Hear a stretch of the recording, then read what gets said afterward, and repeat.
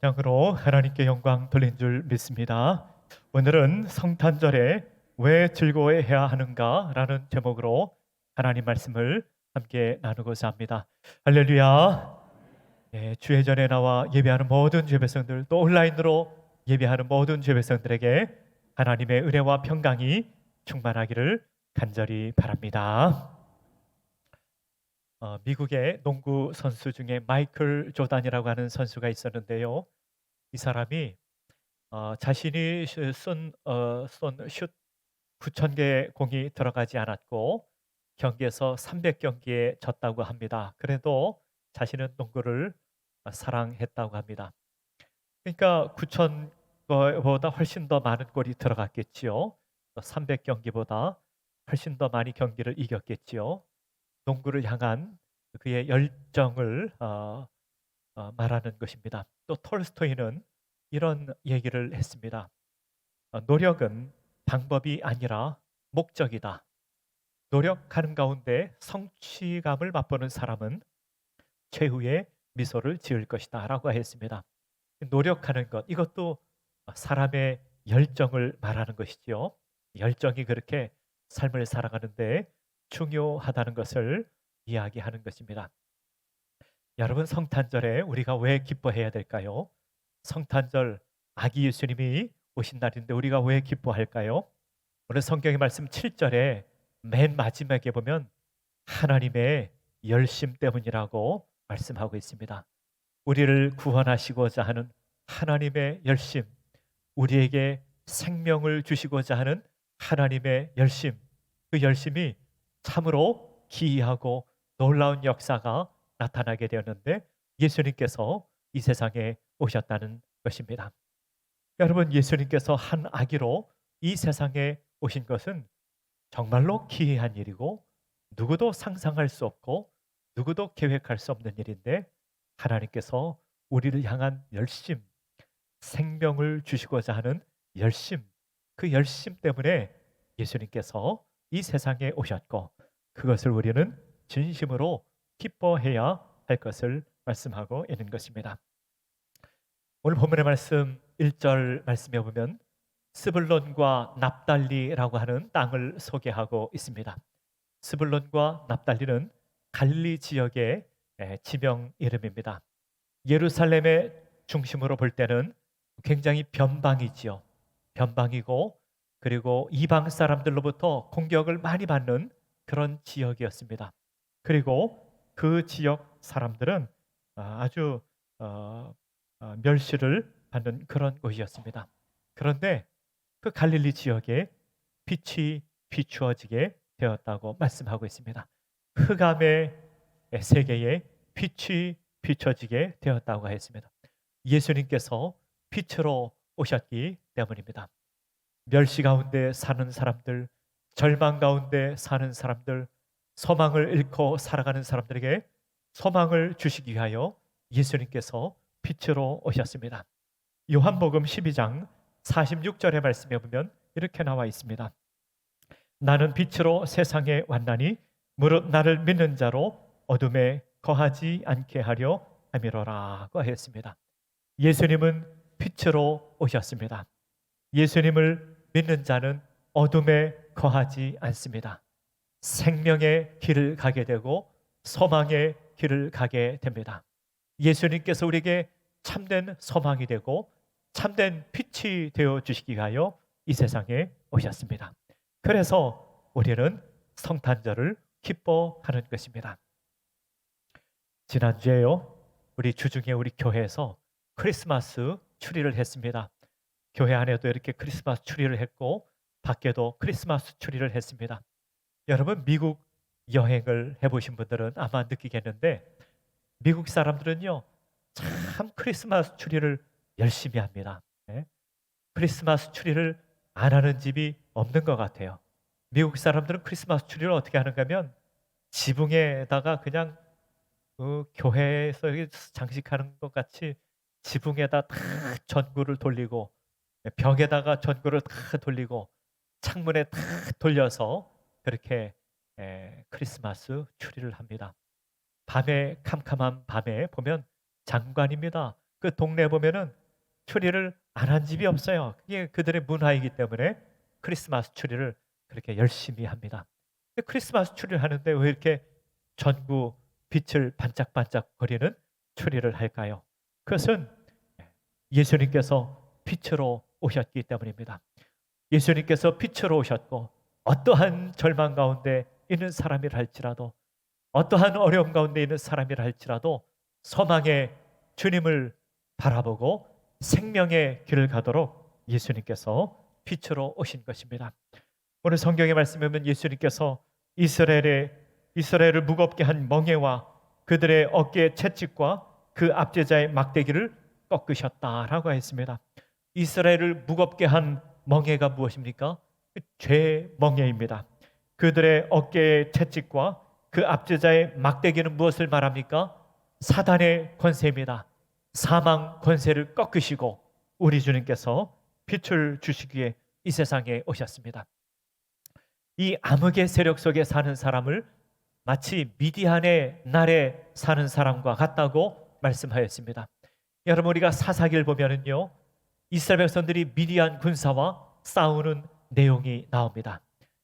미디안 군사들이 이스라엘 백성들이 추수를 하면은 와서 그 식량을 다 빼앗아가고 이스라엘 사람들을 괴롭혔습니다. 그래서 기드온과 300명의 군사가 미디안 사람들과 전쟁을 하게 됩니다. 전쟁을 하게 되는데 그들이 어떤 무기를 갖고 나가서 싸우게 되는가 하면 나팔과 횃불과 항아리를 들고 나가 싸우게 됩니다. 여러분, 한번 상상을 해보십시오. 나팔과 횃불과 항아리를 들고 무슨 전쟁을 할 수 있겠습니까? 항아리를 들고 전쟁에 나가는 모습은 굉장히 우스꽝스러운 모습 아닙니까? 그런데 말이죠, 하나님께서 전쟁을 이기게 하셨습니다.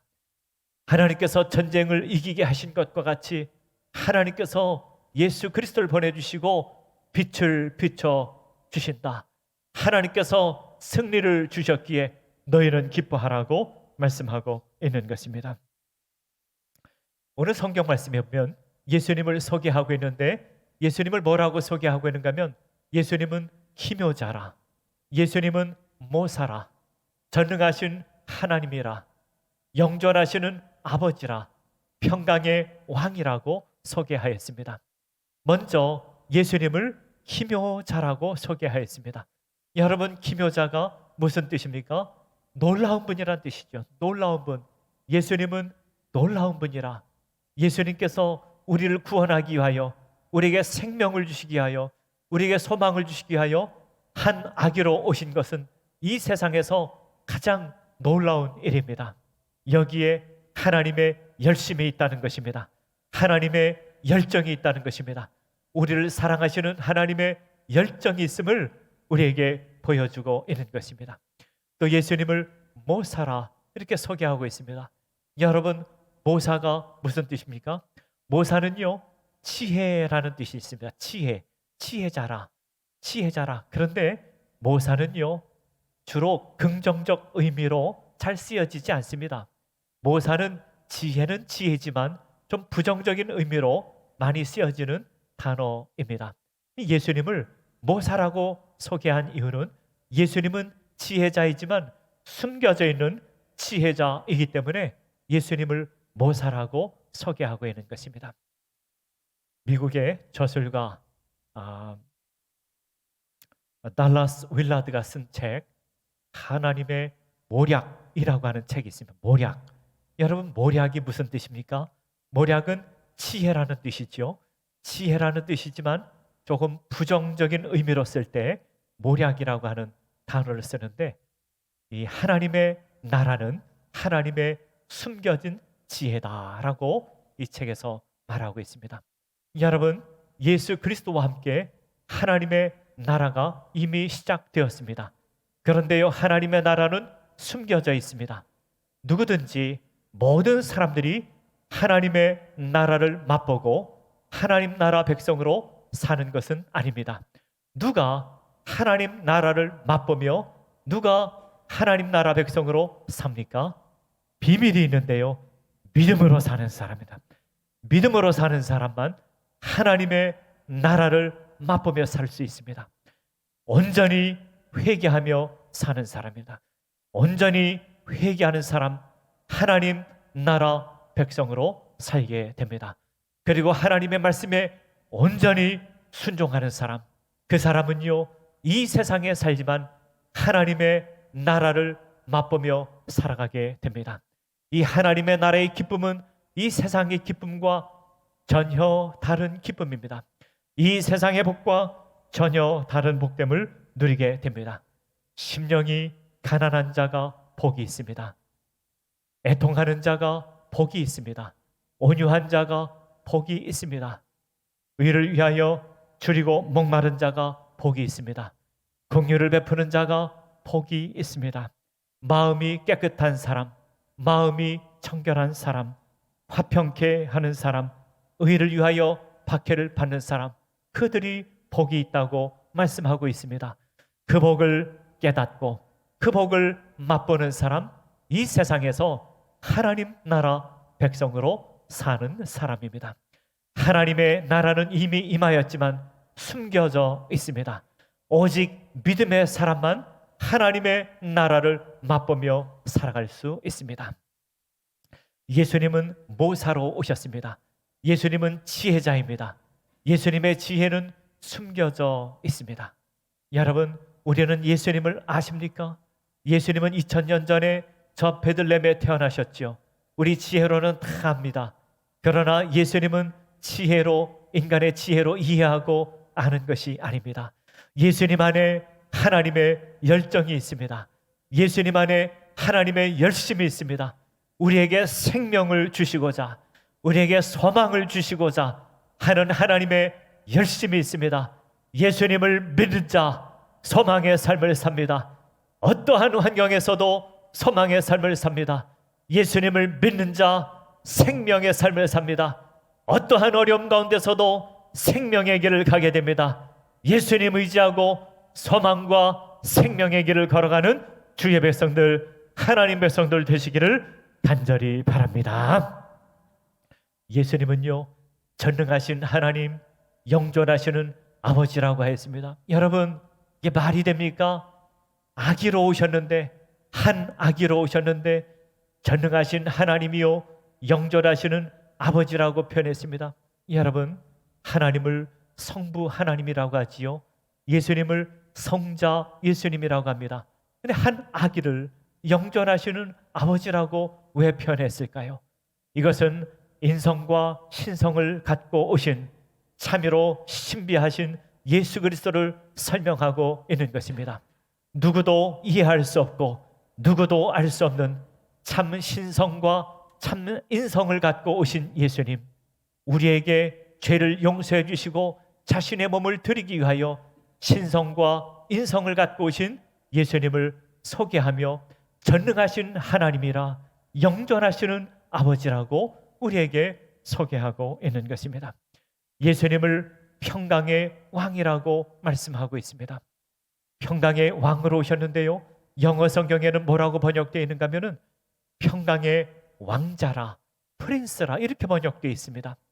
보다 또 엄밀한 의미로는 이 왕자를 총독이라고 번역할 수 있습니다. 여러분, 총독은 어떤 사람입니까? 총독은요, 다른 나라에서 온 분을 총독이라고 말합니다. 예수님은요, 하늘의 평강을 우리에게 주시기 위해 오신 분입니다. 여러분, 이 세상에서 평화와 평강 속에서 살기 위해서는 가장 중요한 것은 환경입니다. 국가 환경이 평화로워야 평화를 누릴 수 있습니다. 우리의 가정이, 우리 집이 안전해야 우리가 평화와 평강을 맛볼 수 있습니다. 그런데 예수님은요, 그런 평강을 주시기 위해 오신 분이 아닙니다. 하늘의 평강을 맛보게 하기 위해서 오신 분이십니다. 이 평강은 영적인 평강이요, 내면적인 평강이요. 예수님께서는 이 평강을 어떻게 주시는가 하면은 자신을 십자가에 매달고 십자가에 고난당하심으로 하나님과 우리를 화평케 함으로 우리에게 평강을 주시기 위해 오신 것입니다. 이 놀라운 평강, 이 평강을 주시기 위해 예수님께서는 한 아기로 이 땅에 태어나신 것입니다. 누구도 이해할 수 없고 누구도 상상할 수 없는 기이하고 놀라운 일, 여기에 하나님의 열정, 여기에 하나님의 열심이 담겨져 있습니다. 우리를 향한 극진하신 하나님의 사랑, 우리에게 생명을 주시고자 하는 주님의 놀라운 사랑, 우리에게 영생을 주시고자 하는 놀라운 하나님의 사랑, 하나님의 열심, 하나님의 열정이 담겨져 있기에 우리는 성탄절을 기뻐하고 즐거워하는 것입니다. 이 성탄절기에 하나님의 일하심, 하나님의 열정, 하나님의 열심을 생각하며 기뻐하고 즐거워하는 주의 백성들, 하나님의 백성들 되시기를 간절히 바랍니다. 하나님의 열심은 우리에게 생명을 주시고자 하는 열심입니다. 요한복음 8장 51절에 보면 이렇게 말씀하고 있습니다.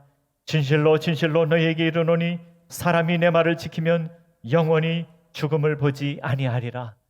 너희에게 영생을 주기 위하여 예수님께서 이 세상에 오셨음을 말씀하고 있는 것입니다. 이 세상에 인간만이 자신이 죽는다는 사실을 압니다. 그리고 죽음에 대해 질문을 하지만 누구도 이 죽음에 대해 제대로 된 답변을 해줄 수가 없습니다. 어떤 사람이 석가모니에게 찾아와서 이런 질문을 했습니다. 사후 세계는 어떤 세계인가요? 이런 질문을 했습니다. 석가모니가 이렇게 대답을 했습니다. 어떤 사람이 있는데 그 사람이 독 화살에 맞게 되었습니다.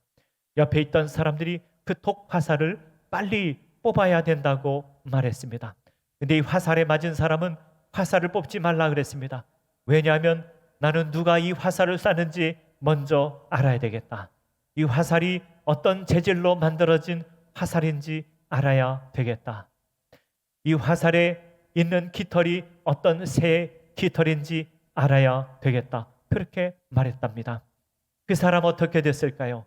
그 사람 죽었습니다.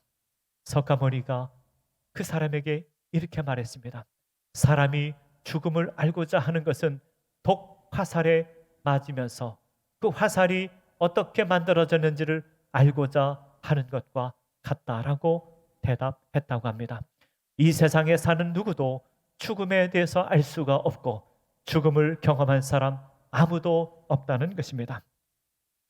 한 사람이 공자에게 찾아왔습니다. 공자에게 이런 질문을 했습니다. 죽음이 무엇입니까? 라고 질문을 했습니다. 공자는 대답하기를 삶도 모르는데 어떻게 죽음을 알 수 있겠느냐라고 대답을 했답니다. 죽음을 생각하는 그 시간에 열심히 살라고 대답을 했다고 합니다. 그렇습니다. 이 세상에 누구도 죽음이 무엇인지 정확하게 대답을 해주는 사람 아무도 없습니다. 그런데 예수님은 달랐습니다. 요한복음 3장 16절에 보면 이렇게 말씀하셨습니다. 하나님이 세상을 이처럼 사랑하사 독생자를 주셨으니 이는 그를 믿는 자마다 멸망치 않고 영생을 얻게 하려 하심이라. 예수님을 믿는 자는 멸망치 않고 영생을 얻게 됩니다. 예수님을 믿는 사람은 생명을 얻고 생명의 길을 가게 됩니다. 아니 목사님, 사람들이 죽지 않습니까? 사람들이 죽는데 왜 죽음이 없다고 말씀합니까? 요한복음 11장 25절에서 26절까지 예수님께서 이렇게 말씀하셨습니다. 예수께서 이르시되 나는 부활이요 생명이니 나를 믿는 자는 죽어도 살겠고 무릇 살아서 나를 믿는 자는 영원히 죽지 아니하리니 이것을 내가 믿느냐라고 하였습니다. 예수님께서는 죽음을 죽음이라고 말씀하시지 않았습니다. 잠잔다라고 말씀하였습니다. 그리고 예수님께서 부활하실 때 함께 깨어날 것이라고 말씀하였습니다. 예수님을 믿는 사람들이 이 세상에서 겪는 죽음은 죽는 것이 아닙니다. 잠자는 것입니다. 예수님과 함께 부활하게 될 것입니다. 예수님은 우리에게 영원한 생명을 주시기 위하여 이 세상에 오신 것입니다. 요한일서 5장 11절의 말씀에 보면 또 증거는 이것이니 하나님이 우리에게 영생을 주신 것과 이 생명이 그의 아들 안에 있는 그것이니라 라고 하였습니다. 우리는 죽음의 시대를 살아가고 있는 것 같습니다. 많은 사람들이 미워하고 왕따시키고 절망케 하고 살고 싶지 않은 그런 세상 속에서 살아가고 있습니다. 많은 사람들의 외침은 살고 싶지 않다는 것입니다. 얼마 전에 우리나라에서 만든 드라마가 전 세계에서 인기를 얻었던 그런 게 있었는데, 그 제목이 오징어 게임이라고 하는 드라마입니다. 그 오징어 게임이라고 하는 그 드라마 내용은 이런 것입니다. 돈이 없는 사람들을 모아서 게임을 하게 합니다. 그 게임에서 이기면은요, 수백억 원의 돈을 주게 되고, 그 게임에서 지게 되면 탈락할 때마다 그때 총을 쏴서 그 사람이 죽게 된다는 아주 끔찍한 드라마입니다. 그런데 이 드라마가 우리나라뿐 아니라 전 세계에서 인기가 있다고 합니다. 왜 그럴까요? 왜 이런 드라마가 전 세계에서 인기가 있고 많은 사람들이 그것을 보려고 할까요? 그것은 이 시대를 보여주고 있기 때문에 그렇습니다. 사망 권세가 이 시대를 다스리고 있는 것을 확인하고 있기 때문에 그렇습니다. 우리가 살아가고 있는 이 시대는 사망 권세, 사단의 권세가 이 시대를 붙들고 있습니다. 그래서 많은 사람들이 절망합니다. 많은 사람들이 살고 싶지 않다고 합니다. 죽고 싶다고 말합니다. 살고 싶지 않다고 합니다. 어린아이들도 아우성입니다. 살고 싶지 않다고 합니다. 그런데 예수님께서 이 세상에 오셨습니다. 우리에게 소망을 주시기 위하여, 생명을 주시기 위하여, 영생을 주시기 위하여 예수님께서 이 세상에 오셨습니다. 여기에 하나님의 열정, 하나님의 열심이 담겨져 있는 것입니다. 예수님을 믿는 사람은 소망을 얻게 됩니다. 예수님을 믿는 사람들은 어떠한 환경에서도 다시 일어섭니다. 예수님께 소망을 두는 사람들은 영생의 길을 가게 됩니다. 예수님께서 말씀하셨습니다. 내가 길이요 진리요 생명이라. 예수님을 믿는 사람들은 생명의 길을 가게 됩니다. 우리 예수님을 믿고 우리 모두가 생명의 길을 가야 되겠습니다. 우리만 생명의 길을 가는 것이 아니라 다른 사람도 함께 생명의 길을 가도록 해야 할 것입니다. 우리가 잘 아는 복음성가 중에 이런 복음성가가 있습니다. 주님요, 이 손을 꼭 잡고 가소서. 가사가 이런 가사입니다. 주님요, 이 손을 꼭 잡고 가소서. 약하고 피곤한 이 몸을 폭풍 후 흑암 속 해치사 빛으로 손잡고 날 인도하소서. 인생이 힘들고 고난이 겹칠 때 주님요, 날 도와주소서. 외치는 이 소리 귀 기울이사 손잡고 날 인도하소서. 우리가 지치고 낙심될 때, 쓰러져 넘어질 때, 어디에서도 소망을 찾지 못할 때 우리 주님께서 찾아와 주시고 우리 손을 잡아 주십니다. 하나님의 백성아 일어서라. 하나님의 백성아 일어서라. 내가 너희를 사랑한다. 내가 너의 소망이 된다. 내가 너에게 빛을 비추어 주기 위하여 예수님께서 오셨습니다. 예수님께서 이 세상에 오신 것은 우리에게 참된 소망과 생명을 주시기 위해 오셨습니다. 하나님의 백성아 일어나라. 하나님의 백성아 일어나라. 절망 가운데 있는 자들아 일어서라. 주님이 빛으로 오셨단다. 주님께서 말씀하십니다. 말씀을 맺고자 합니다. 여러분, 이 세상에 정말로 기쁜 일이 무엇입니까? 이 세상에 정말로 즐거운 일이 무엇입니까? 아기 예수님께서 우리에게 소망 주시기 위하여 빛으로 오셨습니다. 생명 주시기에 오셨습니다. 그 주님 붙들고 일어서시고 소망의 인생을 살아가는 주의 백성들, 하나님 백성들 되시기를 간절히 바랍니다. 다 함께 기도하겠습니다. 아버지 하나님, 누구도 상상할 수 없고 누구도 계획할 수 없는 독생자 예수 그리스도께서 아기 예수님으로 이 세상에 오셨습니다. 그 안에 하나님의 열심, 그 안에 하나님의 열정, 우리에게 생명을 주시기 위하여, 우리에게 영생을 주시기 위하여, 우리에게 소망을 주시기 위하여, 우리에게 빛을 비춰 주시기 위하여 예수님께서 오셨습니다. 성탄의 절기를 맞이하여 예수님 생각하며 기뻐하고 즐거워하게 하시고, 환난 많은 이 세상, 죽음의 권세가 들이오는 이 세상, 믿음으로 승리하는 하나님 백성들 되게 하여 주시옵소서. 예수님의 이름으로 기도하옵나이다. 아멘.